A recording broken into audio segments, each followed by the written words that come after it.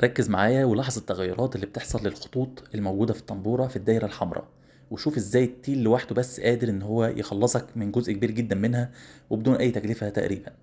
وعاوز اقولك ان ده من اول مرة. مع الاستخدام المطول للطنابير واستخدام بعض انواع التيل السيئة بيؤدي لوجود تجاريح كده او خطوط على الطنبورة نفسها، وطبعا ده بيأثر على الفرامل وبيضعفها، وكمان بيؤدي لوجود صوت صفارة مستمرة مع استخدام الفرامل. طبعا في بعض الناس بتلجأ للمخرطة، وطبعا ده بيكون بتكلفة إضافية، وفي بعض المخارط للأسف ما بتكونش فيها الأمور كويسة، بيؤدي لوجود مزيد من حاجة اسمها الريجة أو التعرجات داخل الطنبورة نفسها، وبيخلي الأمور أسوأ. وطبعا وجود المخرطة كمان بيحتاج إن الطنبورة يكون فيها لحم كفاية أو سمك كفاية إن احنا نقدر نشيل منه. وعموما لتوفير التكلفة هنلجأ للطريقة اللي احنا هنستخدمها. زي ما انت شايف النتيجة بتتحسن بنسبة حوالي 60 70%، لكن مش 100% طبعا زي المخرطة. الموضوع يعني هدفه توفير الفلوس. زي ما انت شايف كده، حتى لما بحط صباعي لا مطبات، يعني مطبات واضحه وصريحه.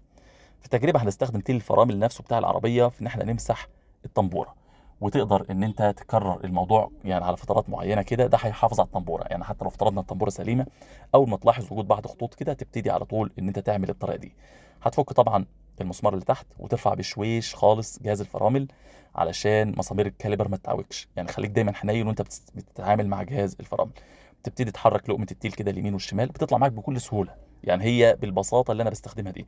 زي ما انت شايف كده التيل مليان تجاريح، يعني التجاريح اللي في الطنبوره موجوده في التيل نسخه طبق الاصل. زي ما انت شايف كده نفس الخطوط بالظبط. يعني الخطوط مرسومه في الطنبوره ومرسومه في التيل بنفس الطريقه. طبعا التيل اليمين او الشمال. هتجيب بقى اول حاجه صنفره 320. الصنفره مش هنستخدمها بشكل مباشر على الطنابير ولا حاجه، هتبتدي تحطها على سطح مستوي زي ما انت شايف كده، وتبتدي تحرك التيل عليها. السطح المستوي طبعا عشان يساوي لنا للتيل. زي ما انت شايف كده بعد كام دقيقه هتلاقي التيل اتمسح. زي ما انت شايف كده بقى ايه ناعم. بص كده، ده اللي اتمسح وده الايه وده التاني اللي هو لسه ما اتمسحش. خدت بالك؟ فهتلاقي طبعا ده اصبح ناعم جدا، والتاني ده مليان خطوط زي ما انت شايف كده. طبعا هنمسحه هو كمان بنفس الطريقه. ده كده بعد ما مسحنا التيلين الاثنين وبقوا الاثنين ناعمين جدا جدا. طبعا بعد كده هنركبهم على الطنبوره زي ما انت شايف كده، وهيبتدوا هم يقوموا بعمليه المسح. يعني التيل نفسه هو اللي هيمسح الطنبوره، لان اصبح سطح التيل النهارده مستوي وناعم والطنبوره فيها خطوط. فبتبتدي ان انت اول ما تدوس فرامل بيحصل تحميل مباشر على الخطوط دي، فبيبتدي يحصل لها تآكل. طبعا لو انت عندك وقت تقدر ان انت تكرر العمليه اكتر من مره زي ما انا هعمل دلوقتي. ما عندكش وقت، كل شهر شهرين زي ما ربنا ييسر لك اعملها. ده هيفيدك جدا. اللي انا هعمله بقى دلوقتي ان انا هكرر العمليه مرتين ثلاثه كده، علشان هم هكررها مرتين بالظبط عشان اوريك النتيجه بتاعتها وقد ايه بتفرق حتى مع استخدام مرتين او ثلاثه بالكتير قوي.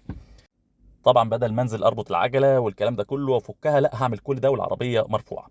من الحاجات المهمه اللي تاخد بالك منها، العربيات الياباني ما بيبقاش ليها مسمار دليل، فلازم تربط مسمارين من مسامير العجل على الطنبوره علشان تثبتها بشكل مستقيم وموازي تماما للتيل، علشان ما يحصلش ريجه. احذر جدا من الحاجات دي. لازم يعني صامولتين قصاد بعض يبقوا مربوطين بشكل كويس جدا بحيث تثبت الامور مكانها.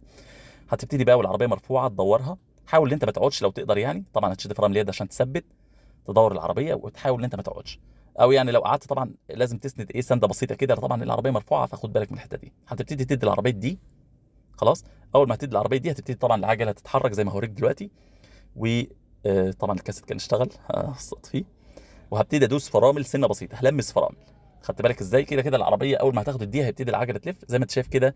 بلمس فرامل سنه بسيطه بحيث ان التيل يبتدي يمسح الخطوط. زي ما قلنا التيل سطحه نظيف، والطنبوره هي اللي فيها الخطوط، بيبتدي يحصل تحميل على الخطوط فقط، فيحصل لها ايه تآكل. وتفضل بقى مستمر في الموضوع دوت ايه اكتر من مره. طيب بعد شويه تفك التيل وتمسحه تاني وتركبه كمان مره وتقوم بالعمليه كمان مره. والله عندك وقت اعملها مرتين ثلاثه، وده هيبقى كفايه جدا، هيقلل معاك الخطوط بنسبه 60 70%. خدت بالك ازاي؟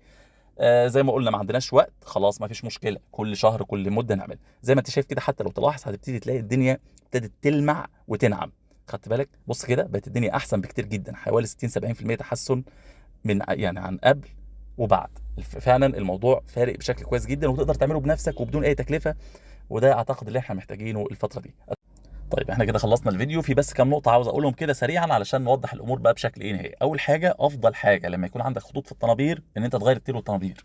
راجل معاك فلوس والدنيا تمام ما تعملش اللي احنا قلناه ده، ولا تمسحها في مخرطة ولا تمسحها باي حاجة. روح على طول غير التيل والطنابير.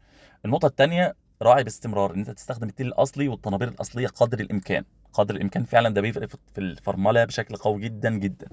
التيل يا جماعة الغير اصلي المضروبة ب 200 جنيه ده فرملته بتكون اسوأ ما يكون. رقم ثلاثة، المسح على المخرطه. في بعض الناس بتمسح في مخارط مش كويسه، بيؤدي لوجود تعريج اكتر في الطنبوره. فاختار المكان اللي انت رايح له، حاول يكون متخصص فرامل ويتحمل هو المسؤوليه عن المخرطه. لو المخرطه مش كويسه ما تختارش انت المخرطه، خليه هو اللي يختار عشان يتحمل مسؤوليه العربيه بشكل كامل. الحاجه الاخيره مسامير الكاليبر. مسامير الكاليبر دي هي المسامير اللي ماسكه جهاز الفرامل نفسها، اللي بتسمح له ان هو يتحرك جوه وبره، بحيث ان التيلين يعني يحصل عليهم تحميل بشكل متساوي. حاول ان انت تكون لطيف في التعامل مع جهاز الفرامل علشان مسامير الكاليبر ما تتعوجش، لان لو مسامير الكاليبر معوجه ده هيأثر جدا على نتائج التجربه. في النهايه، لو ما عملتش لايك لسه للفيديو انزل اعمل لايك دلوقتي. لو ما عملتش سبسكرايب للقناه اعمل. لو ما عملتش فولو الصفحه اعمل. لو بتشوفنا على فيسبوك او على يوتيوب، لان ده بيساهم جدا جدا في انتشار الفيديو وبيحسسنا ان مجهودنا ليه قيمه. اتمنى من الله ان انا اكون وفقت في ان انا اقدم لكم حاجه مفيده، واشوفكم ان شاء الله باذن الله في فيديو جاي باذن الله. السلام عليكم.